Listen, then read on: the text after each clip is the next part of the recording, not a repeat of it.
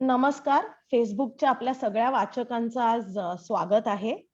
उद्या fathers day आहे आणि हल्लीच आपण मदर्स डे साजरा केला आणि घरातल्या घरात बसल्यामुळे आपल्याला हे वेगवेगळे जे दिवस आहेत ते साजरे करायचं महत्व जास्ती कळायला लागलेलं आहे. आणि अशा वेळेला आईपणाबद्दल भरपूर मीम्स शेअर होतात, एकदम इमोशनल आर्टिकल शेअर होतात, पण बापांबद्दल थोडंसं कमीच बोललं जातं. फार तर फार डॅड जोक्स हा प्रकार आपल्याला पाहायला मिळतो. पण उद्या फादर्स डेच्या निमित्ताने आपण ठरवलं की आपण बापांची बाजू जरा ऐकूया. बाप होणं म्हणजे काय असतं, बाप हा कसा गेल्या पिढ्यानपिढ्यांमध्ये बदललेला आहे, ह्याबद्दल आपण थोडीशी चर्चा करणार आहोत बालसाहित्यकार राजीव तांबेंजींबरोबर. राजीव तांबेजी हे एक पुरस्कृत बालसाहित्यकार आहेत आणि त्या पलीकडे जाऊन ते मुलांमध्ये सरमिसळ करून त्यांना भेटून आई वडील मुलं ह्या नात्याबद्दल त्यांनी खूप अभ्यास केलेला आहे. त्यांचे टीव्हीवरती आपण कार्यक्रमही पाहिले, त्यामुळे त्यांचा चेहरा काय आपल्यासाठी नवा नाही. तर आपण स्वागत करूया राजीवजींचं. नमस्कार सर. नमस्कार. नमस्कार. सर, पहिला प्रथम माझा प्रश्न असा आहे की म्हणजे आई होताना त्या बाईच्या शरीरामध्ये हॉर्मोनल चेंजेस होतात, आजूबाजूचे लोक तिचे लाड करू लागतात, तिचे डोहाळे सांभाळणं वगैरे, त्यामुळे तिला आई आपण होतोय आणि त्या बाळाची जाणीव अगदी सुरुवातीपासून होते, कारण मध्येच ते बाळ लाथा मारू लागतं पोटातनं. पण बापाला आपण बाप झालो हे कोणत्या क्षणाला वाटतं आणि साधारणतः काय वाटत असेल हो बाप होणार हे कळल्यावर? म्हणजे आता मला एकदम 40 वर्ष मागे वगैरे जायला पाहिजे विचार करायला. तर खूपच चांगला प्रश्न आहे. मला असं वाटतं की जेव्हा आपण आपलं मूल बघतो ना तेव्हा, पण त्याच्याही पलीकडे जाऊन सांगायचं तर शाकुंतला मधली जी गोष्ट आहे, त्यांनी असं म्हटलंय की तो भरत खेळत असतो त्या हो. ठिकाणी स्वर्गामध्ये, आणि त्याच्या हातामध्ये असा गंडा बांधलेला असतो की जर परपुरुषाने त्याला उचललं तर तो माणूस मरेल. आणि हे दुष्यंताला माहित नसतं की तो आपला मुलगा आहे. तर तो दुष्यंत त्या मुलाला उचलून घेतो, तर तो मरत नाही, पण तो खेळत असल्यामुळे त्याचे कपडे खराब होतात आणि ते दासी घाबरतात. तेव्हा दुष्यंत असं म्हणतो, म्हणजे कालिदास असं म्हणतो की घरी कामावरून आल्यानंतर ज्या बापांचे कपडे मुलांचे पाय लागून खराब होतात ते पालक धन्य होत. तर तेव्हा आपल्याला कळतं की आपण घरी आल्यानंतर मूल आपल्याला येऊन गच्च बिलगतं, जवळ घेतं आपल्याला आणि काहीतरी सॉलिड सिक्रेट सांगतं ना, तेव्हा आपल्याला साक्षात्कार होतो की आपण पालक झालोत. ते मुलं काहीतरी भन्नाट सांगतात की मगरी असतात ना, त्या उडतात माहितीये का, त्याला पंखच नसतात. तर तुला असं वाटतं की हे मी वडिलांसोबत शेअर करू शकतो, कारण त्यांना जरा आहे, अगदीच आपले वडील काय बावळट नाहीयेत. ते जर ओरडले फालतू बोल नकोस मगरी उडतात का वगैरे, तर तुला एवढंच कळतं की वडिलांच्या नादाला लागू नये, आणि मग वडील पालक होत नाहीत, ते ते ते त्यांचे स्वयंघोषित दहशतवादी होतात. तर जेव्हा ते मुलांचं ऐकायला लागता, मुलांचं ऐकून घ्यायला लागता, तेव्हा तुम्हाला तुमच्यातला पालक जागा झाल्याचं कळतं. आणि ते म्हणजे एक आणखी गंमत मला शेअर करायला आवडेल की आम्ही प्लीज. आम्ही शेवटची पिढी अशी आहोत, शेवटची म्हणजे मी 75 साली मॅट्रिक झालो, तर ती शेवटची पिढी अशी आहे की आम्हाला पत्रामध्ये मायना लिहायला लागायचा, तीर्थस्वरूप आई वडिलांना, तीर्थस्वरूप, आणि खाली लिहायला लागायचं शी सा न, शिरसाष्टांग नमस्कार. आता मुलाला तीर्थ बिर्थ तर काय माहितीच नाहीये, कारण ऍक्च्युली त्यांच्यामध्ये तीर्थ इज नॉट हायजेनिक, कारण ते काय बिस्लरी वॉटरचं नाही आहे. आणि पुन्हा अगोदर हात सॅनिटाईज करायला पाहिजे, तसं काय तुम्ही तीर्थ घेताना हात सॅनिटाईज करत नाही. त्याच्यामुळे ती तीर्थ स्वरूप ही तर कन्सेप्टच गेली. शीसा न वगैरे तर इम्पॉसिबल. हल्ली मुलं वडिलांना वाव, चाव, ऊ, अमेझिंग, ऑसम असे मायने आले. आणि तीर्थ गेल्यामुळे आणि जागोजागी वाईन शॉप आणि बिअर शॉपही बघितल्यामुळे, जर समजा एखाद्या मुलांनी वाईन स्वरूप आईस असं म्हटलं तर काही हरकत नाही, आई वाईन वगैरे घेत असेल तर त्याला काही ते त्रासदायक वाटणार नाही. तीर्थ विर्थ आउटडेटेड, म्हणजे आता हा आमचा काळ संपलाच. कारण गंमत काय असतं माहितीये का, की मुलांना भूतकाळ नसतो, मुलं वर्तमानात राहतात आणि भविष्यात पाहतात. पालकांना भूतकाळ असतो म्हणून थोडा प्रॉब्लेम निर्माण होतो. म्हणजे वडिलांनी ही काळजी घेतली पाहिजे की आपला भूतकाळ मुलांना सांगता कामा नये. मुलांच्या सोबत वर्तमानात जे चांगले जगू शकतात ते चांगले पालक, ते चांगले डॅडा वगैरे असे असतात. म्हणजे हे बाबा खरंच खूप हो खरंच म्हणजे असं वाटतं हो. मला. ऍक्च्युली तुम्ही माझ्या पुढच्या प्रश्नाकडे वळलात. हे तुम्ही आता छान म्हणालात की तीर्थस्वरूप आम्हालाही शाळेत लिहावं लागायचं, हो पण समजायचं नाही की तीर्थस्वरूप म्हणजे काय, म्हणजे ते गोड दुधासारखं काय, म्हणजे नक्की नेमकं काय. नाही आणि आणि पुन्हा प्रसाद स्वरूप का नाही? अगदी म्हणजे फक्त तेच तीर्थच का? करेक्ट. त्यामुळे आणि मी माझ्या बाबाला नेहमी अरे बाबा म्हणायचे, तेव्हा सगळे आजूबाजूचे मला हो म्हणायचे की काय हे? असं कसं, हे असं कसं. आणि मी बाबाला म्हणून अहो म्हणायला सुरू केलं आणि बाबा म्हणाल तू अहो म्हणालीस तर मी उत्तर देणार नाही. तुझं पण अहो असतात का?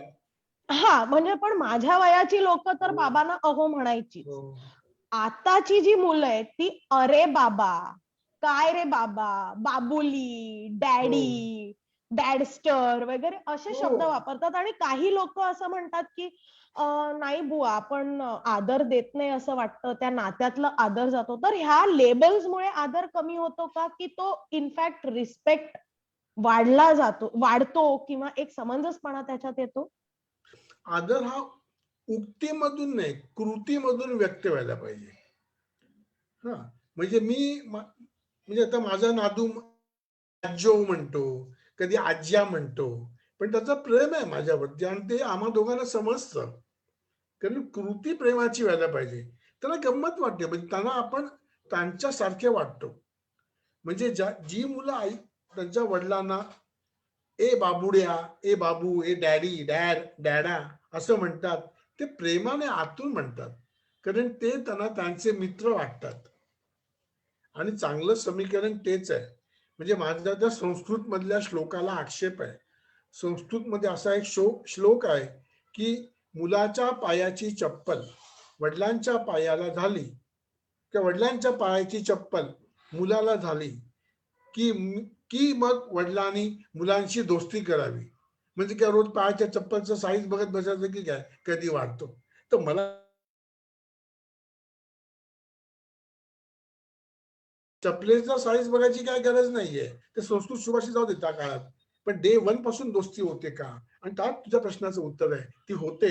म्हणूनच मुलं आपलेपणाने त्याला ए डॅडा, ए ए म्हणतात. तो त्याला परका नाही वाटत.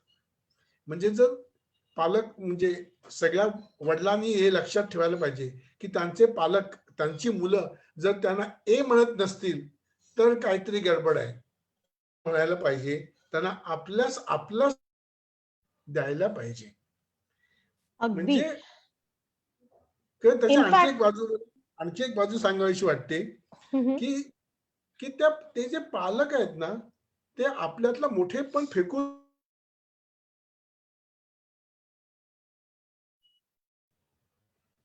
म्हणून त्यांची मुलं त्यांना आव-जाव करतात. म्हणजे तुझ्या वडिलांचं मोठेपण काय आहे? ते तुला असं का म्हणाले की मला आव-जाव म्हणू नकोस म्हणून? कारण ते असं ह्याकरता म्हणाले की मी तुझ्या एवढाच आहे ग, तुझा मित्रच आहे. आव-जाव कुठला करतेस? आपल्यातला मोठेपणा, आपल्यातला अहम फेकता येणं हे पालकत्व आहे. मुलाच्या पातळीवरती येणं हे पालकत्व आहे. हे तुम्ही खूप छान म्हणालात. आणि बऱ्याच वेळेला काय होतं ना, की आपण स्ट्रगल करतो ऍज पेरेंट्स. आणि कदाचित हे नवीन आई वडील जेव्हा असतात तेव्हा ते इतक्या म्हणजे एस्पेशली आज आपण आई सुद्धा कमावती असते, बाप सुद्धा कमावता असतो. पण कुठेतरी असं होतं की गरोदर असताना त्या बाईचे हॉर्मोन्स असे असतात की ते फायनान्शियल वगैरे स्ट्रेसमध्ये ती जातच नाही.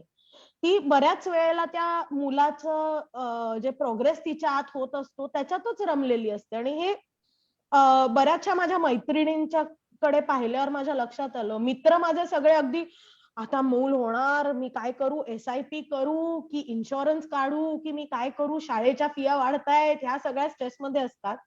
आणि कुठेतरी त्या स्ट्रेसमध्ये ना त्यांचं त्यांच्या मुलाबरोबरचं नातं अफेक्ट होऊ शकतं. तर अशा वेळेला तुम्ही काय टिप्स द्याल की असं पालक म्हणून तुम्ही तुमच्या मुलाच्या पातळीवर येऊन तुमच्या मुलाबरोबरची रिलेशनशिप तुम्ही समृद्ध कशी करू शकाल याबद्दल थोडंसं सांगाल? म्हणजे मला असं वाटतं की आपल्याला मूल होणार आहे, यंत्रमानव होणार नाहीये. त्याच्यामुळे हे पालक काय करतात, मूल पोटामध्ये असताना त्याचं प्लॅनिंग आणि प्रोग्रामिंग करायला लागतात. गडबड तिकडे होते. तो काही यंत्रमानव नाहीये, तर तो बघेल ना, तो क्षण एन्जॉय करायला शिका ना, की माझ्या शरीरात एक जीव आहे. ही काय फॅन्टास्टिक कल्पना आहे. आणि ही पुन्हा पुन्हा होणारी गोष्ट नाहीये की असं माझ्या बाबतीत 20 वेळा घडणार आहे, असं नाही. आता तर एकदाच.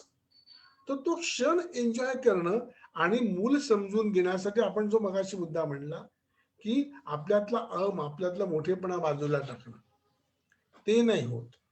म्हणजे मी काय करायला पाहिजे, तर मी हे समजून घेतलं पाहिजे की हे आपलं मूल आहे. खलील जिब्रानचं अफलातून वाक्य, म्हणजे तू कुठलाही पेरेंटिंगचा वडिलांचा कार्यक्रम असला तरी ते वाक्य सांगितल्याशिवाय आपण जाऊच शकत नाही. खलील जिब्राननी असं म्हटलं आहे की तुमची मुलं तुमची नसतात, तुमच्या धनुष्यातून सुटलेले ते तीर असतात.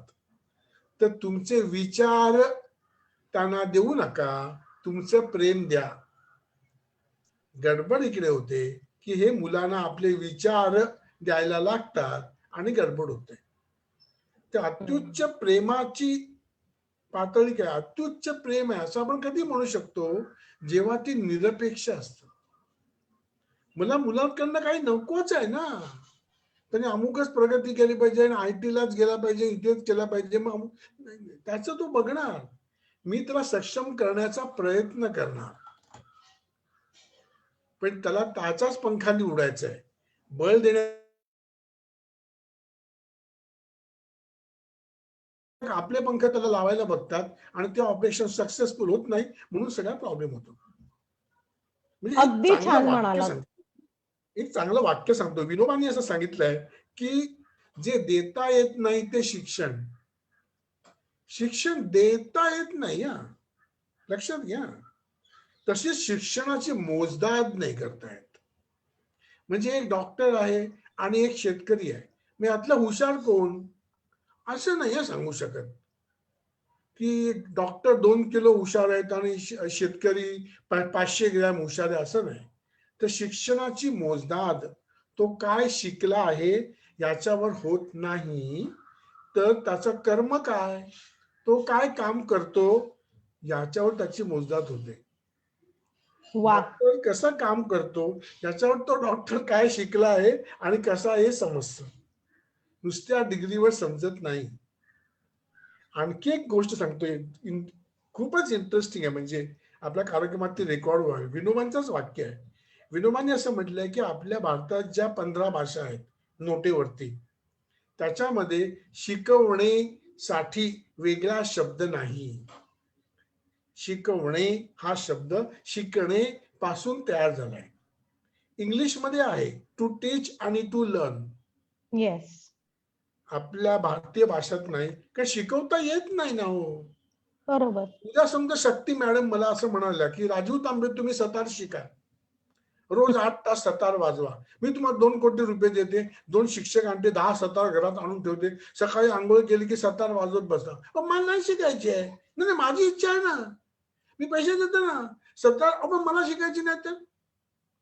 लक्षात घ्या, आपली इच्छा आहे म्हणून मुलं शिकत नाहीत. तू शिकू शकतोस अशी उमेद, इच्छा मुलाच्या मनात निर्माण करणं हे पालकत्व आहे, शिकवणं नाही. त्याची इच्छा असेल तर शिकेल, नाही तर नाही शिकणार. मी कसं ते शिकव. किती छान.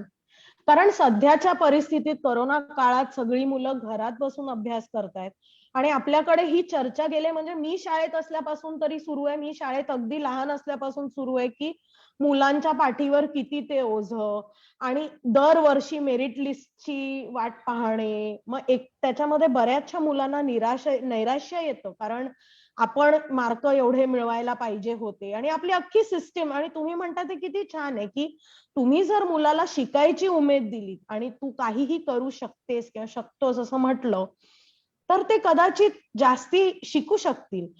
पण इथेच parents often live their lives unlived lives through their children असं म्हणतात. हो. आणि तुम्ही म्हणताय ते तसंच, म्हणजे आपले विचार मुलांना द्यायचे नाही. मग मुलांशी बोलताना कसं बरं बोलायचं? म्हणजे त्यांना त्यांच्याशी कसं बोलावं की त्यांची क्युरिओसिटी, त्यांचं ज्ञान शोषून घेण्याची त्यांची जी क्षमता आहे ती कशी वाढवायची? क्या बात, क्या बात. दोन दोन महत्वाचे, अतिशय सुंदर प्रश्न, मला खूपच बरं वाटलं. एक म्हणजे मी कुठल्याही मुलाला भेटलो, कोणाच्या घरी गेलो, तर त्यांच्या घरातल्यांची भाषा काय नाही मुलाकडे बघितल्यानंतर समजतं. की मुलाशी भिंतीला टेकून उभी राहतात का, उभं राहताना सपोर्ट घेतात का कुठला खुर्चीचा, भिंतीचा, किंवा चड्डी पकडून उभी राहतात का, पॅन्ट पकडून, किंवा खांदे असे करतात का. तर त्यांच्या घरामध्ये आज्ञार्थी भाषा वापरली जाते. म्हणजे टीव्ही लाव, रिमोट आण, पाणी आण, ताट बस, नीट जेव, कसा उभा राहिलायस, लक्ष कुठे आहे, सत्य दाखवत असतात. मग तो मुलगा कानाने काम करतो, डोक्याने काम नाही करत, कारण त्याला फक्त आदेश पाळायची सवय असते. आदेश. दगडफेक करा, केली, का केली, साहेबांनी सांगितलं, अरे मेल्या तुला डोकं आहे की नाही. म्हणजे मोठेपणे तो सैनिक होईल. आपण जर तुला म्हटलं की पाणी आणशील का, टीव्ही लावूया का, आता काय करूया, तर तो डोकं वापरेल. म्हणजे पहिल्यांदा आपल्याला मुलासोबत बोलण्याची भाषा बदलायला पाहिजे. आणि दुसरं, मुलालाही तेवढीच किंमत दिली पाहिजे, मुलाच्या मताला. साधं उदाहरण बघा, मुलगा घरातून खेळायला बाहेर चालला, तर आपण काय म्हणतो, कोण कोण आहे खेळायला, कधी परत येणार, कुठे खेळणार, सोसायटीच्या बाहेर जाऊ नको, गेटवरती अमुक करायला पाहिजे, तमुक आणि वडील बाहेर निघाले आणि मुलांनी विचारलं कुठे चाललाय, हा, मोठ्या माणसांना असं विचारायचं नाही, त्यांची कामं होत नाहीत. मग मुलांची होतात का विचारल्यानंतर? म्हणजे मुलांना एक नियम आणि वडिलांना एक नियम. वडीलच जर जाताना म्हणाले की आता मी अमुक ठिकाणी जाऊन येतो, 8 वाजेपर्यंत येईल, तर मुलाला विचारायची गरज नाही, मुलगा खेळायला जाताना सांगेल. प्रॉब्लेम इथे निर्माण होतो. मुलांसाठी एक नियम असतो, पानात वाढलेले काहीही टाकायचं नाही, कुठल्याही खोड्या असता कामा नये, सगळ्या भाज्या खाल्ल्या पाहिजेत. पण वडिलांना वांग्याची भाजी आवडत नाही म्हणून ते खात नाहीत, अरे वा, कारण ते आपल्या घराचा EMI भरत असल्यामुळे त्यांना थोडी विशेष सवलत दिलेली आहे. हे नाही चालणार ना. वडिलांनी पण चमचावर वांग्याची भाजी खाल्ली, मुलगा आनंदाने खाईल. मग मुलाला एवढंच कळतं की आपल्या घरामध्ये डबल पॉलिसी आहे. करेक्ट. आपण मुलांना कसं सांगतो, पाहुणे आले की नीट वाग, म्हणजे इतर वेळी कसेही वाग जसे आम्ही वागत आहोत. पाहुण्यांना बिस्किटे देताना एका बशीमध्ये 4 बाजूला 4 आणि मध्ये 1. पण वडील बिस्किट खातात तेव्हा ते डब्यामध्ये हात घालून जेवढी हातामध्ये येतील तेवढी बाहेर काढतात. वडिलांनी जर मुलांनी वडिलांना 4 बाजूला 4 आणि मध्ये 1 बिस्किट दिलं, वडील खातील? ते काय म्हटलं, मी काय पाहुणा आहे का, आण डबा इकडे. पाहुणे आल्यानंतर नीट वागायचं असतं, नेहमी नाही. नेहमी अशीच बिस्किट खायची असतात. खरंच छान आहे. त्याच्यामुळे प्रॉब्लेम होतो. तुम्ही कधीही बघा, मुलं अभ्यासाला बसली असतील आणि ईश्वर कृपेने पाहुणे आले, तर मुलं ताठ उभे राहतात, 56 इंची छाती फुगवून सांगतात, अभ्यास झाला. तुमची हिंमत नाही बोलायची की झाला नाही, कानपडात बांधवत होऊच शकत नाही. पाहुणे आल्यानंतर नीट वाग, याचं बाळाकडून मिळालं असल्यामुळे मुलं जातात. आपण म्हणतो मग बघून घेतलं, तू ये आता नंतर. याचं सोल्युशन काढता येईल, पण न कळत ते आपण शिकवतो. म्हणजे आपली हो. भाषा जी आहे ना, त्याचा संस्कार मुलावरती होत असतो. तू आता जे म्हणालीस त्याप्रमाणे.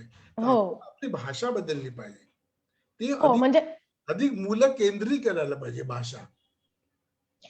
आणि ते मायक्रो अग्रेशन ही जी एक सायकोलॉजीची टर्म आहे, की आपण जे बोलतो त्याचा एक सूक्ष्म परिणाम त्यांच्यावर, जर तुम्ही सतत त्या मुलाला सांगत राहिलात की तुला ना अक्कलच नाही, तू बिंडोकच आहेस, तर तो कुठेतरी सटल लेवलवर he or she starts believing it. त्यांचा विश्वास बसतो की मला अक्कलच नाहीये, त्यामुळे देन दे गिव्ह अप. तर त्या प्रकारचं तुम्ही म्हणताय ते बरोबर आहे, की आपण जे बोलतो, आपण जे त्यांना सांगत नसताना जे काही घडत असतं त्याच्यातनं ते शिकत असतात कायम. पण ह्याची एक दुसरी बाजू अशी आहे सध्या, जी बरेच लोक युट्यूबवर वगैरे त्याच्याबद्दल बोलतात, की मिलेनियल्स जी ही जनरेशन आहे ती खूप एंटायटल्ड आहे, त्यांना सगळ्या गोष्टी त्यांच्या हक्काच्या वाटतात आणि त्यांना पेशन्स नाहीये. आणि याचा मूळ त्यांच्या पेरेंटिंग मध्ये शोधताना काही लोकांनी म्हटलंय की त्यांना ते सिंगल म्हणजे एकुलतं एक मूल असतं किंवा वर्किंग पेरेंट्सचं मूल असल्यामुळे लहानपणापासून त्यांना पाहिजे ते मिळत आलेलं आहे. त्यांना सतत म्हणजे माझ्या जनरेशनच्या मुलांना इतकं प्रेज मिळालं नाही जितकं मिलेनियल्सना मिळालंय की तू अमेझिंग आहेस. मग नुसतं तू रेसमध्ये पळालास, त्यात 20 मुलं होती, तू 19वा आलास तरी तुला ट्रॉफी मिळणार. हे जे काय झालंय त्याच्यामुळे त्यांना रियालिटीशी त्यांचा संबंध नाही. आता this is worrying. On one point आपल्याला मुलांना अतिशय प्रेमाने जपून मोठं करायचंय, पण रियालिटीशी त्यांचा संबंध असला पाहिजे. आणि दुसरी बाब ही आहे की आपण मुलांना सध्या ते मूल आहे म्हणून सगळं आहे या तऱ्हेने वाढवतो, पण ऑपोजिट ह्याच्या जर केलं तर त्या मुलाला प्रत्येक गोष्टीची किंमत राहील का? म्हणजे ही जी एक रियालिटी आणि ड्रीम युटोपिया जो आहे ह्याच्यातली सांगड घालताना आई वडिलांची खास करून ओढाताण होते. तर ती ओढाताण अवॉइड कशी करायची आणि मुलांना रियालिटी त्यांना कुठेतरी न पोळता त्यांना रियालिटीची सांगड कशी घालून द्यायची? फार छान. ऍक्च्युअली असं का होतं, याला 2-3 कारण आहेत. एक म्हणजे आताची जी पिढी आहे, म्हणजे मिलेनियम मुलांच्या आई वडिलांची, ती स्ट्रगल करून आलेली आहे आणि आता ते एक नवश्रीमंत वर्ग तयार झालाय. म्हणजे लहान असताना त्याने कधी विचारही केला नव्हता की आपल्याकडे 4 व्हीलर असेल. अशी पिढी आली. मग त्यांना काय असं वाटतं की मला जे लहानपणी मिळालं नाही ते माझ्या मुलाला लगेच मिळालंच पाहिजे, कारण मला नाही मिळालं. मग मला हे खेळणं मिळालं नाही ते दिलं पाहिजे, मला हे वातावरण मिळालं नाही ते म्हणजे काही पालक आपल्या मुलांची तुलना इतर मुलांशी करतात. काही पालक आपल्या मुलांची तुलना आपल्या बालपणाशी करतात. इकडे गडबड होते हा. म्हणजे आम्ही गरिबीत दिवस काढले, आता मी माझ्या मुलाला सगळं देणार. आणि तू फुकट जातोय सगळं देऊन. मुलाला नाही हा शब्द ऐकण्याची सवय आहे का? वा. हे प्रश्न निर्माण होतो. म्हणजे माझं असं म्हणणं आहे की मुलाचं ऐकून घ्या, ऐका असं नाही. हे मुलाचं ऐकतात म्हणून प्रॉब्लेम होतो. त्याच्यामुळे मुलाच्या अपेक्षा वाढत जातात. दुसरी गोष्ट, कितीही मूल लहान असलं, अगदी 2 वर्षाचं, तरी मुलं ही निरागस आहेत. मुले म्हणजे बागेतली फुले. आहा हा, मुलांचा असं काही नसतं. मुलं मॅच चालू असतात. त्याला कोणाला ब्लॅकमेल करावं, कधी रडावं, कुठे हट्ट करावे हे उगजत सगळ्यांनाच माहिती असतं. तर तुझी 3 वर्षाची मुलं आहेत, ते काय सांगितलं आणि लगेच ऐकले वगैरे असं होऊच शकत नाही. तुला त्रास होईल. तुमचं तुझी मुलं सकाळी उठली म्हणाले, आई आता आम्ही लगेच ब्रश करतो, कारण त्यामुळे दातात जंतू मरतात. मग आम्ही कॉफी पितो आणि आम्ही अभ्यासाला बसतो. कुठला अभ्यास करू? तर तुला त्रास होईल. तुला कुठल्या डॉक्टरला दाखवावं? हे काय भयानक आहे. असं नाहीच करत. पण असं करावं अशी पालकांची इच्छा असते. म्हणजे अति इच्छा, अति. मग आपण काय म्हणतो, 10 वेळा सांगून समजत नाही का? तो जर म्हणाला की हो नाही समजत, तर आपला फ्यूज जातो. लक्षात घ्या, बीपी मुलांना, बीपीचा त्रास मुलांना नसतो, पण बीपी रेग्युलेट करण्याचं तंत्र मुलांना माहिती असतं की आई वडिलांचं बीपी कसं वाढवावं, कमी करावं, कशी उत्तर द्यावी हे माहिती असतं. त्याच्यामुळे असे अडचणीचे प्रश्नच विचारू नयेत मुलांना. पण तसे अडचणीचे प्रश्न त्यांच्या वडिलांनी त्यांना विचारलेले असतात. जसे माझे वडील मला म्हणायचे, पैसे का झाडाला लागतात का? तर मी बोललो का झाडाला लागतात? लागले असते तर काढून आणले असते ना. पण असं मुलं बोलू शकत नाहीत. तर मुलं अशक्त असतात आणि पालक सशक्त असतात. 20 वर्षानंतर पालक अशक्त होतात आणि मुलं सशक्त होतात आणि मग ते पैसे झाडाला लागतात की नाही ते वडिलांना दाखवतात. 20 वर्षाचा काळ जावा लागतो मध्ये थोडा. त्याच्यामुळे हे प्रश्नच विचारू नये. आता दुसरा भाग याच्यामध्ये येतो की अति अपेक्षा आणि आपलं लहानपण उगाळल्यामुळे होणारे प्रॉब्लेम. अनेक पालकांच्या जिभेला भयंकर खाज असते. म्हणजे तो अभ्यासाला बसला की यांची टेप चालू होते. आमच्या लहानपणी घरामध्ये पंखा पण नव्हता, तुम्हाला एवढा एसी लावलाय तरी अभ्यास करायला नको. आमच्या लहानपणी मी 11वी पॅन्ट घेतली तर 5-5 पॅन्टी पडल्यात तरी खालीच पडल्यात. आमच्या लहानपणी मुलं थकून जातात हे ऐकून. मुलगा म्हणा की ठीक आहे, मग हा एसी काढून टाका, पंखा पण काढा, आपण तुमच्या लहानपणीसारखं राहूया. आहे का हिंमत बाबाची? आमच्या शाळेतला एक मुलगा म्हणाला की आम्ही मॉलमध्ये जाताना वडिलांना घेऊन जात नाहीत, आम्हाला ते समाधानाने काही खाऊच देत नाहीत. पिझ्झा खायला गेलं तर पहिल्यांदा म्हणणार, बाप रे, 300 रुपये पिझ्झा, आमचा काही तर 10 रुपयाला मिसळ मिळत होती. मग 10 रुपये घ्या आणि मिसळ जाऊन खाऊन घ्या कुठे ते. पिझ्झा आल्यावरती पहिलं कोण खातं? वडील. बघू तरी त्याच्यात काय आहे, मग खाऊ तरी नका. त्याच्यामुळे मुलांची पंचायत होते. पॅन्ट घ्यायला गेलं तर तुम्हाला बाबा म्हणाले 1200 रुपये पॅन्ट. आमच्या लहानपणी मुलगा म्हणाला पॅन्ट घालू का काढू का ते एक सांगा, तुमच्या लहानपणीच्या नंतर बघू. म्हणजे माझी सर्व पालकांना आज विनंती आहे की उद्या फादर्स डेच्या निमित्ताने नवरा बायकोनी गावातल्या एखाद्या शंकराच्या देवळात जावं. प्रत्येक गावात असतं, तिथे बाकं असतात किंवा कट्टे असतात, तिथे समोरासमोर तोंड करून बसावं आणि दोघांनी एकमेकाला प्रश्न विचारावेत.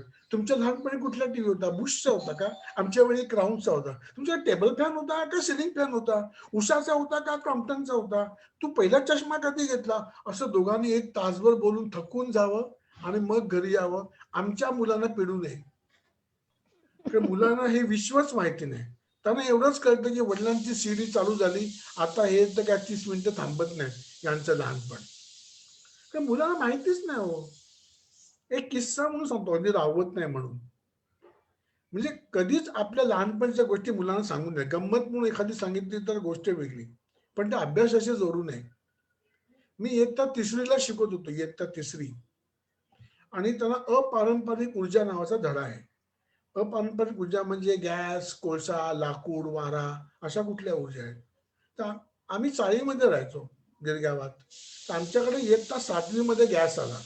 तर मला असं वाटलं की मुलांना असं सांगितलं तर मुलं एकदम भारावून जातील की वा, 7वीत गॅस आला. मुलं विचारतील की मग गॅस नसताना तुम्ही काय करत होता? मग मी ठरवलं की आपण तर सांगू की तेव्हा आमच्याकडे 2 प्रकारचे स्टोव्ह होते, एक पंप मारण्याचा आणि एक वातीचा वगैरे, असं माझ्या डोक्यात. पण विनाशकाले विपरीत बुद्धी, मी ते मुलांना सांगितलं की लहानपणी आमच्याकडे गॅसच नव्हता. तर मुलं आवाज झाली आणि मुलांनी काय विचारलं, मग सर तुम्ही लहानपणी भीक मागायचे का? भीक? माझ्या तर छातीत कळ आली, जमीनच हलली. कारण ही सगळी मुलं 2 BHK मध्ये राहतात. त्यांना असं वाटतं तांबेसरांच्या घरी गॅस नसेल तर तांबेसर लाकडाची मोळी आणतात असं दृश्य डोळ्यासमोर तर येत नाही, आणि कोळसा आणणं शक्य नाही. स्टोव्ह तर कुठल्याच मुलाला माहिती नाही. मग शेवटचा पर्याय उरला भीक मागणे. मग मी म्हटलं की अरे, लहानपणी गॅस नव्हता म्हणजे एक दिवस नव्हता, दुसऱ्या दिवशी आला. मग मुलं म्हणाली हा, देन इट्स ओके. तेव्हापासून माझ्या लहानपणची कुठलीही गोष्ट मी मुलांना सांगायची डेअरिंगच केली नाही. ते एकदम माझ्या आई वडिलांनाच खाली उतरवून टाकते. म्हणजे बाजूला 6 वर्षाचा मुलगा आहे, त्याला मी गमतीत म्हटलं की अरे, मोबाईल बिबाईल आमच्या वेळी नव्हते बाळा. तर तो म्हणाला खोटं नाही हा बोलायचं काका, खरं खरं सांगायचं. म्हणजे हल्ली मुलांना असं वाटतं की मूल जन्माला येताना हँडसेट घेऊनच येतं, फक्त सिम कार्डच इकडे घालायचं. तर प्रत्येक जिवंत माणसाकडे मोबाईल आहे ना. फक्त कुत्री, मांजरं, डुकरं यांच्याकडे मोबाईल नसतात. बाकी ज्यांना ज्यांना 2 पाय आहेत ते वापरतात. मग यांच्याकडे मोबाईल नव्हता म्हणजे यांचा प्रॉब्लेम काय? कळतच नाही. त्याच्यामुळे आता तो भूतकाळ संपला. आपण वर्तमानात जगलो तर आपण मुलांशी दोस्ती करू शकतो. नंतर मुलांना तुमची कीव येते की यांचं लहानपण म्हणजे विचित्रच दिसतंय, ऐकायलाच नको. त्यांना फॅन्टसी किंवा विचित्रच वाटतं, ते कठीणच आहे. बरोबर आहे. नाही, आणि एका विशिष्ट वेळात हे फॅन्टसी वाटतं, पण आता आपल्याला मितालीने इथे प्रश्न विचारलाय की वयात आलेल्या मुलाशी कसं जुळवून घ्यायचं, कारण त्या फेजमध्ये मुलं रिबेलियस होतात. आई बाबांनी जरी त्याला जरी पिंक कलर घालायचा असेल आणि आई बाबांनी सांगितलं पिंक कलर घाल, तर तो घालणार नाही. त्यामुळे एक त्यांच्यामध्ये ऍक्टिव्हिस्ट निर्माण झालेला असतो आणि आई अगदी. बाबा म्हणतील त्याच्या उलटच करायचं हो, असतं. हो. आणि त्याच काळात आई सुद्धा, आता आजकाल बायकांना उशिरा मुलं होतं, त्यामुळे त्यांची मुलं जेव्हा या रिबेलियस फेज मध्ये जातात, या बायका स्वतः मेनोपॉज मध्ये असतात, हो.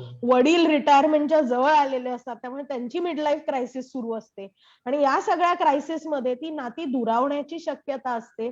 कुठेतरी आपण पाहतो की ही टीनेजच्याच वयामध्ये ती आई बापाचं जे एक गरज असते त्या मुलाला, ती जाते.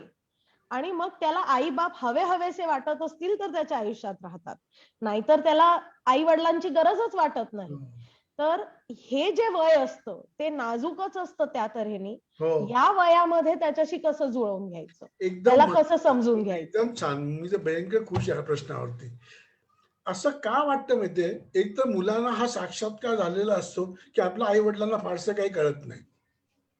कारण आई वडिलांच्या आवडी असतात ना, तर राज कपूर, देवानंद, दिलीप कुमारच्या पुढे गेलेल्याच नसतात. त्याच्यामध्ये नॉस्टॅल्जिक गाणी ऐकत बसतात. म्हणजे मला आठवतं की मी ते खोया खोया चांद गाणं ऐकत होतो, तर माझी मुलगी अतिशय दया येऊन माझ्याकडे बघत म्हणाली, पप्पा प्लीज हे थांबव, खोया खोया चांद हा धावत का सुटलाय? आता त्यांना कळतच नाही आणि मी समजावूनच सांगू नाही शकलो. तर मी म्हटलं की ठीक आहे, मग कुठली गाणी ऐकूया? तर ते म्हणाले की ते जानदार पाहिजे ना गाणं. हे जानदार आपल्याला ओळखता येतं का? म्हणजे मी काय सांगतो मुलाला असे कपडे घे, की माझ्या डोक्यामध्ये राज कपूर, शम्मी कपूर, दिलीप कुमारच आहे. मी नॉस्टॅल्जिक मधून बाहेर पडत नाही. म्हणून मुलं बंडखोरी करतात. मी जर मुलाला म्हटलं की आपलं बजेट आहे ना, हे ₹550 आहे किंवा ₹800 आहे. तर ₹800 तुला आवडेल तो टी शर्ट तू घे. घालणार तू आहे, मी नाही. मला पाहिजे तो मी घेईनच. पण तुला स्वातंत्र्य आहे तुझ्या आवडीचं. मग मुलांना कळतं की हा, आपली वडिलांची मैत्री होऊ शकते.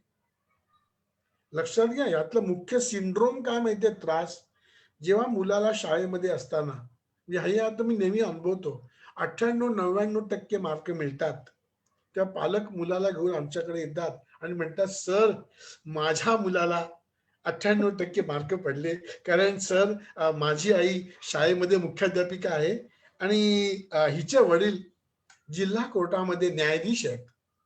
याचा काय संबंध आहे? म्हणजे जिल्हा कोर्टातल्या न्यायाधीशांचे डीएनए आणि यांच्या मुख्याध्यापक आईचे डीएनए ह्यांचा एक सुपर कॉम्बो होऊन ह्यातल्या 98% मार्क पडले का? म्हणजे डायरेक्ट खानदान ना एकदम. आणि त्याच मुलाला 10 मार्क, टक्के नाही 10 मार्क कमी पडले, तर माझ्या घरी येऊन म्हणाले, ह्या गरडाला 10 मार्क कमी मिळाले. मागच्या महिन्यातला टी शर्ट घेतला होता. टी शर्टचा काय संबंध आहे? मग फुल पॅन्ट घ्यायची होती, वाढले असते मार्क.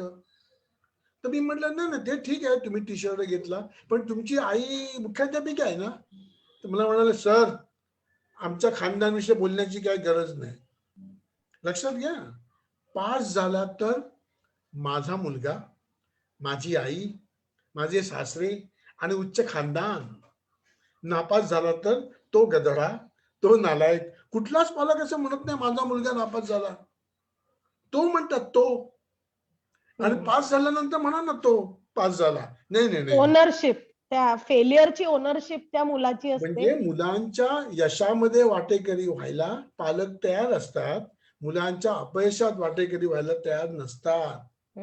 त्याच्यामुळे मुलांचा पालकांवरचा विश्वास उडतो. तुला कमी मार्क पडले, नापास झाला, तर खांद्यावर हात ठेवून म्हटलं पाहिजे, अरे माझी पण अजून आयुष्यात गोची होते, अजून मलाही माणसं नाही ओळखतायत, मी मार खाल्ला, आपण जाऊ पुढे, कुणाची मदत घेता येईल, बाईने भेटूया का, अमुक करूया का. ही काय आयुष्यातली शेवटची लढाई नाही. कम ऑन, मैं हूं तुम्हारे साथ, तू बच्चा छलांग लगाएगा. इकडे कमी पडतो आपण मुलांवर विश्वास टाकायला कमी पडतो.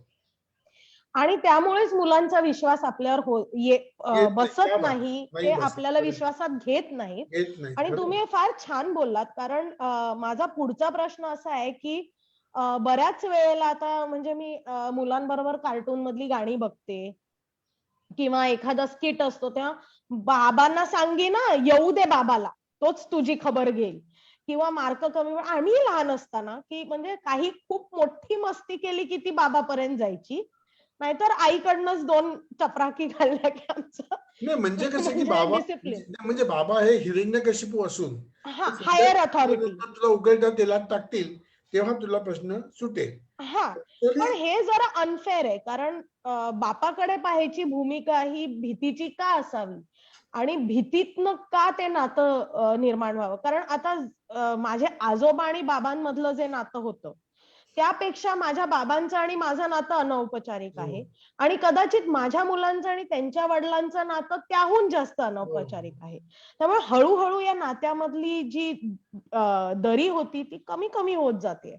पण ऍट द सेम टाइम आपल्या समाजाचं हे जे कंडिशनिंग आहे ते बदलत नाहीये की बाबांची भीती वाटली पाहिजे. मी कधी कधी म्हणते की डॅडीला सांगे ना आता, आणि यू हॅव टू म्हणजे तुम्हाला थोडस स्वतःला चेक करावं लागतं. तर हे जे बाबाचं स्वरूप आहे ते कसं बदलायचं, की भीतीदायक बाबा हे कुठून बदलायचं. ते काय झालं आपल्या पुराणातले सगळे बाबा जे आहेत ना ते सगळे डेंजरसच आहेत. म्हणजे तो ध्रुव वडिलांच्या मांडीवर बसायला गेला, त्यांनी एक लात मारली, तो आकाशात गेला. दशरथाने रामाला 14 वर्ष वनवासात पाठवलं. हिरण्यकशिपू आला तरी प्रल्हादाला का उकळत्या तेलात घातलं. म्हणजे वडील आणि मुलगा गप्पा मारत बसले आहेत असं पुराणात गोष्टच नाही ना हो. वडील म्हणजे डेंजर, ते काहीच करू शकतात. हा एक भाग झाला. आता दुसरा भाग काय झाला की जनरली म्हणतोय म्हणजे मी, जी काय सगळी अक्कल असते ती वडिलांकडे आलेली असते. मग थोडीशी उरली तर ती आईकडे, तोपर्यंत स्टॉक संपतो. त्या मुलांना अक्कल आहे या दोघांना अजून कळलेलंच नाहीये. मग आईचा स्टॉक असतो तो लिमिटेड असतो. म्हणजे वडील बाहेर जाताना ब्लूटूथने आपली अक्कल आईला देऊन जातात. मग आई काय म्हणते, आता 6 वाजले, आता बाबा आले की मी दाखवेत बघ, कळेल तुला. म्हणजे आता माझा स्टॉक संपत आलेला आहे, तर बाहेरून दुसरा स्टॉक घेऊन येणार आहेत. आता तरी अभ्यासाला बस, 6 वाजायला आले. आता तरी म्हणजे मी असताना नाही केला तर चालेल, कारण मी तुझ्या एवढीच बावळट आहे. पण आता ते महान विद्वान बाहेर गेलेले येणार आहेत, ते शिक्षा करतील. ही भाषा चुकीची आहे. तू कुणासाठी तरी चांगलं काम नाही करायचंय, तर ते काम चांगलं आहे म्हणून करायचंय. हा अप्रोच आपण मुलांना दिला पाहिजे. वडील ओरडतील म्हणून अभ्यास करायचा असं नाहीये, वडील शिक्षा करतील म्हणून अभ्यास करायचा असं नाहीये. तर आपल्याला अभ्यास करायचाच आहे हा विश्वास मुलाच्या मनात रुजवणं हे आई आणि वडील दोघांचं काम आहे. खरं तर आई त्यातून पळवाट शोधते की आता मी ओरडायला नको, तर आता ओरडणारे बाहेर येतील. आणि हे वडिलांना माहिती नसल्यामुळे वडील घरात आल्यानंतर मुलं एकदम बिचकतात की आता डेंजर झोन, हे काय पण करू शकतात. आणि वडिलांना कळत नाही अचानक वातावरण गरम का व्हायला लागलंय, मी तर एकदम कूल आहे. पण आईने मागे अशी पेरणी केली आहे.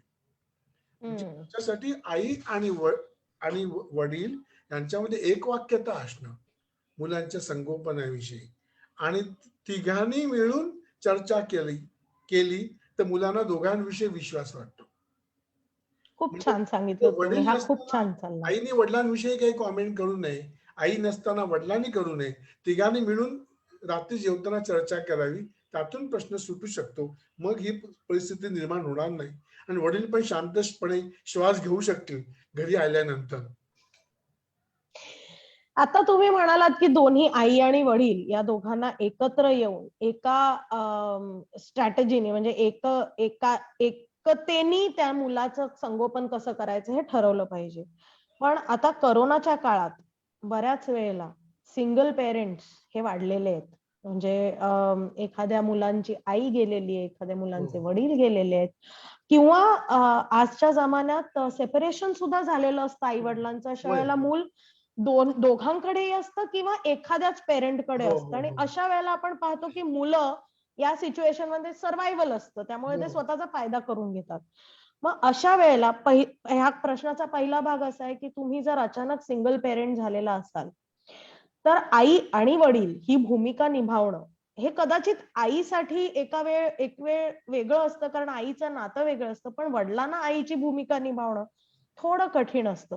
तर ज्या वडिलांना आई आणि वडील व्हावं लागतं त्यांच्यासाठी तुम्ही काय टिप्स द्याल, हा पहिला भाग. आणि दुसरा भाग की सेपरेशन जेव्हा झालेलं असतं तेव्हा मोस्ट ऑफ द टाइम वडिलांकडे कस्टडी नसते. त्यामुळे त्या लिमिटेड वेळात तुम्हाला ती मुलं मिळतात. त्यांच्यासाठी तुम्ही काय टिप्स द्याल? पण पहिल्या प्रश्नाकडे पहिल्यांदा आपण जाऊया की वडिलांना आई व्हायचे तर काय केलं पाहिजे. तर 2 गोष्टी मला महत्वाच्या वाटतात. ऐकणाऱ्यांनी नीट ऐका, कारण मराठी माणसाला जरा प्रॉब्लेम होऊ शकतो या वाक्याचा. आपण शक्यतो घरामध्ये मुलांचं कौतुक करत नाही. म्हणजे वाह, छान, मस्त हे अमराठी शब्द आहेत. शक्यतो हे घरामध्ये उच्चारले जात नाही. कशाला? जास्तीत जास्त एखादी गोष्ट आवडली तर आपण म्हणतो ठीक आहे, ते सुद्धा गळा दाबल्यासारखे ओरडतो. लक्षात घ्या, आपण मुलांचं कौतुक करत नाही का आपल्याला अशी भीती वाटते आपण जर कौतुक केलं तर मुलं डोक्यावर बसतील, भाग 1. आणि भाग 2 असंही मनामध्ये येतं की माझं कोणी कौतुक केलंय का, तर मी कौतुक करू. तर मी काय सांगतो ते ऐकून घ्या, घरात फरक पडणार. मुलांचं कौतुक करू नका, मुलांच्या कामाचं कौतुक करा. ही त्यांच्या कामाची भूक आहे. तू चांगली भाजी निवडतोस, तू आभऱ्यामध्ये छान उशी घालतोस, तू बेडशीट घातल्यानंतर सुरकुती राहत नाही, तू हँगरला छान कपडे लावतोस, तू पटकन शिकलास वॉशिंग मशीन कसं लावायचं. तू आता मला विचारत नाही साबण पावडर किती टाकायची, तुला कळलंय. मग त्याला असं वाटतं की आपल्या कामाची याला कदर आहे, मी आणखी चांगलं काम केलं पाहिजे. लक्षात घ्या, आपण त्याचं काय चुकलंय हे दाखवत राहतो, जे त्याला माहीतच आहे. तिकडे प्रॉब्लेम निर्माण होतो. काय चांगलं आहे हे जर दाखवत गेलो तर त्याचं काय चुकतंय ह्याच्यात तो आपण होऊन सुधारणा करतो, ह्याच्यावर विश्वास ठेवा. करून बघा तुमच्या घरामध्ये. एक साधी गोष्ट बघा, आपण कुणाच्याही घरी गेलो, विशेषतः मराठी माणसांच्या, तर ते पहिली तक्रार काय करतात, मुलगा अभ्यासच करत नाही, कार्टूनच बघतो, 10 मिनिटं एका जागी बसायला नको, पोळी भाजीच खायला नको, जायमाने लोणचंच खायला पाहिजे, आता गेला असेल खेळायला, चला थांबा ना जरा, चांगलं बोला ना, टॉन्सिलचा त्रास आहे का. तर एक गृहपाठ आजपासून करा. घरी पाहुणे आले तर ते तुमच्याकडे शक्यतो चहाच्या आशेनेच आलेले असतात आणि ते तुमच्या होम पिचवर असतात. पहिल्यांदा 120 सेकंद असं होईल. 120 नाही तर 60 सेकंद मुलाविषयी चांगलं बोला. मुलाच्या पुढ्यात हा अभ्यास करतो, बोला खोटं, काय हरकत नाही. श्रीकृष्णाने सांगितलंय गीतेमध्ये, चांगल्या कामासाठी खोटं बोललं तरी काय हरकत नाही. चांगला करतो अभ्यास, मी सांगितलेलं ऐकतो असं बोला. हे बोलताना त्रास होईल. खूप चांगले चित्र काढतो, याची की नाही 2 कविता पाठ पण झाल्या. म्हणा म्हणा, आलेला माणूस अजिबात काही बोलणार नाही, पण तो तुमच्या होम पिच वरती आहे, तुमच्याकडे चहा पिणार आहे. जास्ती पंगा घेतला तर आपण जय महाराष्ट्र म्हणून निघा म्हणून, तर तो ऐकणारच. मग तुम्ही त्यांच्याकडे गेल्यानंतर पण शक्यता आहे तो पण आपल्या मुलाविषयी चांगलं बोलेल. जेव्हा तुम्ही लोकांच्या समोर तुमच्या मुलांविषयी चांगलं बोलता, त्याचं कौतुक करता, तेव्हा मुलांच्या वर्तणुकीत फरक पडतो आणि मुलं तुमच्याशी अधिक जवळकीने वागतात. आपण फक्त मुलांच्या तक्रारी करतो आणि मुलांना तुमच्या तक्रारी करण्याची संधीच देत नाही. आलेला कुठलाच पाहुणा असं म्हणत नाही, हा तुमचं ऐकलं खूप, ये रे बाळ मला सांग बघ जे बाबा किती चक्रम आहेत ते, आणि आई किती पिडते जरा सांग, मला इंटरेस्ट आहे ऐकायला. अशी पद्धत नाही. चित्रस्वरूप डायरेक्ट, तिकडे गडबड झाली. तर मला असं वाटतं की आपण चांगलं बोललं, त्याच्या कामाची कदर केली तर तो आई होण्याचा मार्ग एक तयार होतो. आणि दुसरी गोष्ट, मुलांना कबुली देणं. म्हणजे जे सिंगल पेरेंट आहेत, तर रात्री झोपताना मुलाच्या केसामधून हात फिरवून सांगावं की खरं आहे रे, मला वाटतं की तुला आई असावी, आई असायला पाहिजे, पण काय करणार, आपण दोघेही या परिस्थितीत जातोय. जसं तुला त्रास होतोय ना, तसं तुला आई नाही याचा मला पण त्रास होतो. मला पण असं वाटतं की तुला आई असावी, जवळ घ्यावी, पण काय करणार, सगळ्याच गोष्टी काही सगळ्यांना मिळत नाही. तर आपण ज्या गोष्टी मिळाल्यात ना त्या आपण खूप आनंदाने करू.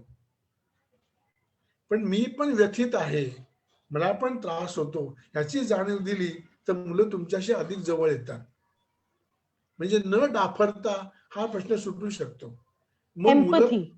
हा आणि मुलं पण आपल्या मनातलं मोकळेपणाने तुम्हाला सांगू शकतात किंवा मला असं वाटतं त्या मुलाची आई त्याला असं म्हणाली, हो खरंय होऊ शकतं असं. म्हणजे लहानपणी मला पण अशा खूप गोष्टी नव्हत्या मिळाल्या, काय करणार, ठीक आहे यातून बघू काय मार्ग निघतो. मग मुला असं वाटतं की yes he is with me, तो प्रश्न सुटू शकतो. तर दुसरा प्रश्न काय होता? माझा दुसरा प्रश्न सिंगल पेरेंट्स जिथे सेपरेशन झालेलं आहे, हो म्हणजे जर आई आहे, मूल आई बरोबर राहतंय, पण आठवड्यातनं काही तास किंवा एखादा दिवसच जर हो हो बापाकडे येत असतील, हो हो तर हो. त्या वेळात शिस्त लावावी की लाड करावे की काय काय करायचं काय त्या बापाने? हा. एक विंदा करंदीकरांची कविता सांगतो, म्हणजे जी तर मला असं वाटतं की माझ्या आयुष्याचं सारच आहे ती कविता. म्हणजे ग्रेट, महान कविता आहे. 19 शब्दांची कविता आहे. म्हणजे अशी जर मला कविता लिहिता आली तर मी डायरेक्ट खड्डा खणून समाधीच घेणार, डायरेक्ट घेऊनच टाकणार. कविता आपल्यातूनच आहे. त्या कवितेत 3 पात्र आहेत, एक आत्या आहे, एक काकू आहे आणि एक मावशी आहे. मी कविता म्हणतो, तुम्हाला आत्या आवडते, काकू आवडते का मावशी आवडते, हे प्रेक्षकांनी मनातल्या मनात उत्तर द्या. मला सिद्धी प्राप्त आहे, इकडनं कळणार मला तुम्ही काय दिलंय ते. मग मग माझं उत्तर मी सांगणार. कविता अशी आहे विंदांची. सोलापूरहून येते काकू, माझ्यासाठी आणते चाकू. सोलापूरहून येते काकू, माझ्यासाठी आणते चाकू. कोल्हापूरहून येते आते, माझ्यासाठी आणते पत्ते. सोलापूरहून येते काकू, माझ्यासाठी आणते चाकू. कोल्हापूरहून येते आते, माझ्यासाठी आणते पत्ते. राजापूरहून मावशी येते आणि माझा पापा घेते.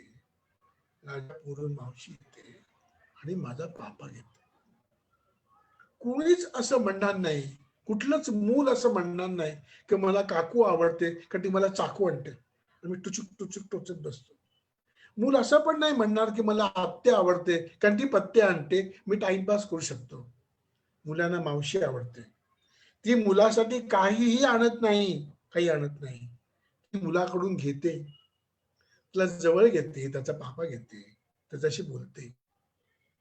आपण मुलांना देणारे झालो तर ते मुलांना आवडत नाही. आपण मुलांकडून घेणारे होणार का, तर ते मुलांना आवडतं. बिस्किटचा पुडा दिला म्हणून मुलगा ते खुश होत नाही. आपण जर मुलाशी बोललो, तू काय करतोस, काय आवडतं तुला, या महिन्यात काय वाचलं, शाळेत काय गमती झाल्या, हे तुझे काय मित्र आहे की नाही, हे कोण शिव्या बिव्या देत नाही ना तुमच्यामध्ये, मला शिव्याच माहिती नाही, तुला एक दोन शिव्या माहिती आहेत. मुलगा म्हणतो आयुष्यभर येते, आपण आदमी आहे यार. मी ऐकली होती, हे मला एक शिव्या ऐकायची आहे, हे तुमचे भांडण बिंडण होतात काय रे, जाम मजा आहे. हे मारामारामध्ये ऍक्च्युअली तुमच्यावर जास्ती मार कोण खातं? हे वर्ग सुरू असताना डबा खाणारी काही मुलं आहेत का रे गुपचूप? हे तुम्ही कागदाचे बोळे बिळे मारता काय? नाही ना, म्हणजे तसं मला असं वाटतं हे रहस्य यांना सांगितलंच पाहिजे. तुम्ही घेणार का त्याच्याकडून, का तुम्ही एक गिफ्ट हॅम्पर घेऊन जाणार त्या मुलाला, एक आठवड्याने भेटलाय तर एक चॉकलेटचा कॅडबरी बॉक्स, थोडा मीठा हो जाय, असं ते जाहिरात असते. तर आपली चॉकलेट संपवायची. म्हणजे ते काकू आणि आत्या गटातली माणसं आहेत. आपण तसे नाही होत. मी जवळ घ्या, गप्पा मारा, का तुमची कशी फजिती झाली ऑफिसमध्ये हे सांगा, तुला जाम बरं वाटतं मुलांना. माझी नेमकी लोकल कशी चुकली, का माझा पाय घसरला, का अशा माणसाने मला कसं गंडवलं. म्हणजे विटीला की नाही ते केळी सोडलं तर आणि काकडे सोडायचं मशीन पटपट सोडतो, घरी आणलं तर मशीनच मोडलं ना ते, तो पटापट सोलायचा तिथे सोडलं. अरे असं नसतं म्हणजे, तुला वाटतं म्हणजे हे पण फसतात. मग हे छानच आहे. बिलकुल आपण घेणारे होणं, देणारे होण्यापेक्षा हे जर त्यांनी पाळलं तर त्यांचं बॉन्डिंग अधिक चांगलं होईल असं वाटतं मला. हे खूपच छान आहे. म्हणजे मुलांच्या बरोबर तुम्ही जो क्वालिटी टाइम, क्वांटिटी नाही मिळाली तरी हो क्वालिटी टाइम, आणि हे तुम्ही सिंगल पेरेंट असा, डबल पेरेंट असा, हो काही हे ऍप्लिकेबल आहेच. पण इथे एक प्रश्न येतो की कुठेतरी ना आपल्याला मुलांना लाडवावंसं पण वाटतं. त्यांना काही गोष्टी देतो, काही गोष्टींना नाही म्हणतो. तर हे नाही जो हा शब्द तुम्ही मगाशी म्हणालात, की मुलाला नाही ऐकायची सवय आहे का? तर हा नाही शब्द केव्हा आणि कसा म्हणायचा? अगदी साधी गोष्ट, म्हणजे एक ब्लॅकमेल करण्याची पद्धत असते मुलांची, टिपिकल सर्व घरामध्ये. मॉलमध्ये गेल्यानंतर मला हे पाहिजे. काय पाहिजे? तर पहिलं उत्तर असतं, आमच्या वर्गातल्या सर्व मुलांकडे आहे. हे फेक, हे असं होऊच शकत नाही. सगळी मुलं वर्गात आली, याला काहीच नाही. आपण म्हणतो सगळ्या मुलांकडे आहे, तर आपण आता फोन लावूया. सगळ्या मुलांकडे असेल तर मी आता घेतलंच तुला. 52 लोकांचे फोन नंबर दे. म्हणजे पुढे वाढवण्याची एक नवीन टेक्निक.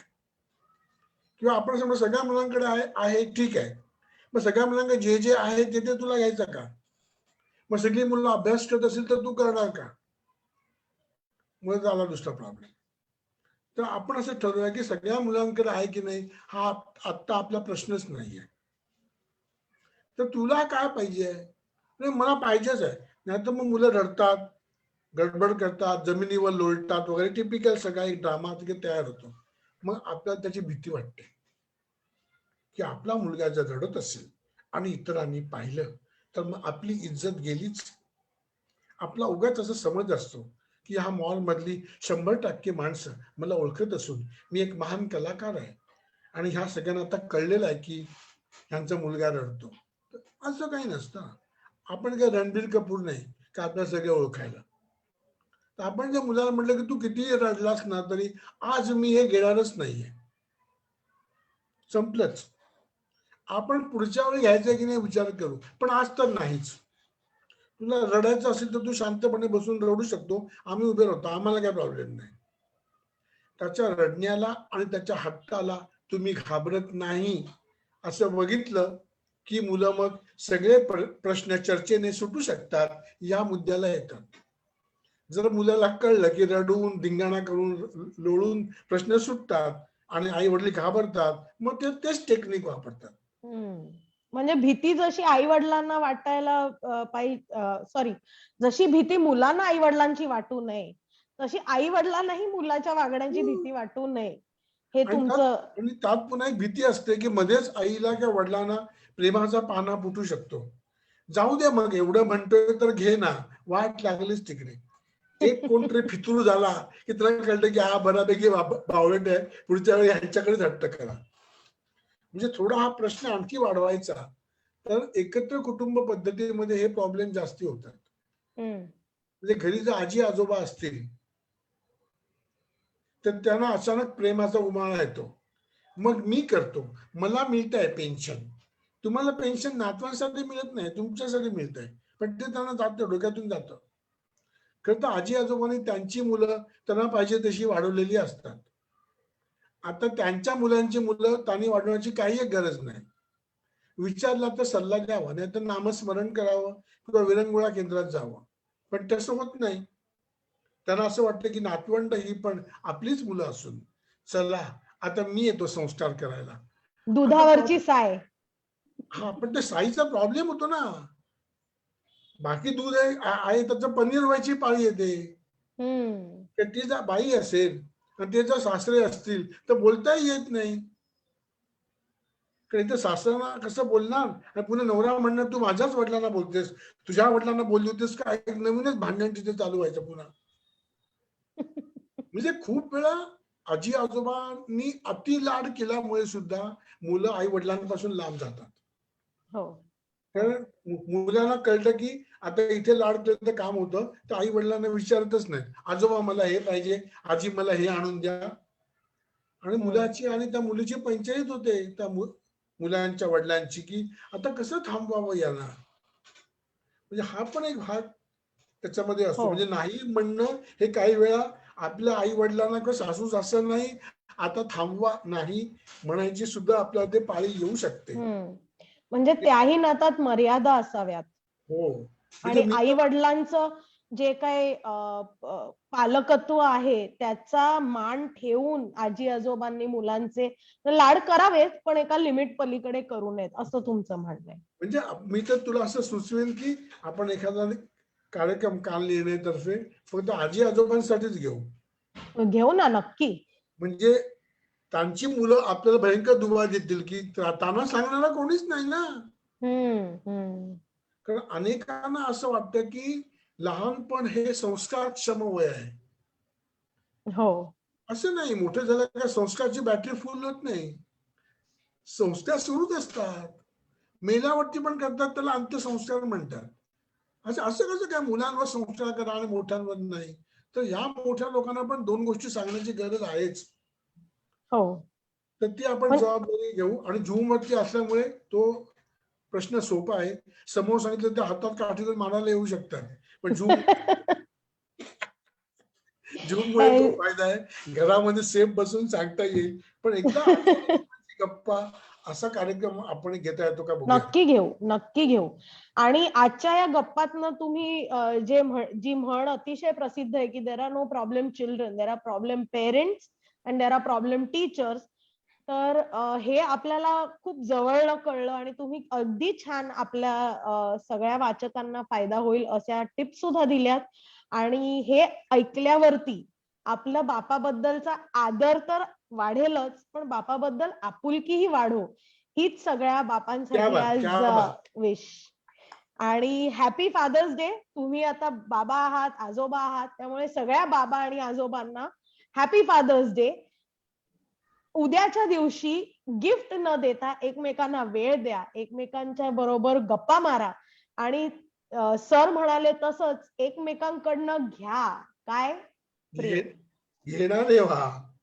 हो. क्या बात, क्या बात. आणि आणि मी असं पण सुचवेन की तुम्ही काय घेतलं मुलांकडून हे आमच्या फेसबुक पेजवरती पण कळवा. तो हो, आपल्याला अगदी चांगला फीडबॅक आम्हाला मिळेल. अगदी अगदी आम्हाला कॉमेंट्स मध्ये सांगा, कारण इतर सगळ्यांना सुद्धा तुमच्या ज्या गमतीशीर गोष्टी आहेत, बाबांबरोबरच्या आठवणी आहेत, त्या वाचून बरं वाटेल. हो. त्यामुळे नक्की सगळे बाबा, मुलं, आजोबा तुम्ही खाली कॉमेंट्स मध्ये सांगा की तुम्ही फादर्स डे कसाच सेलिब्रेट करताय. हो. आणि आज आमच्याबरोबर वेळ घालवल्याबद्दल आपल्या वाचकांना तर धन्यवाद, पण तांबे सर तुम्हाला विशेष धन्यवाद. खूप छान माहिती दिली तुम्ही, खूप छान गोष्टी सांगितल्यात आणि बाबाला जरा जवळचा केलात, त्यामुळे क्या थँक्यू. बात, क्या बात. थँक्यू. Thank you sir.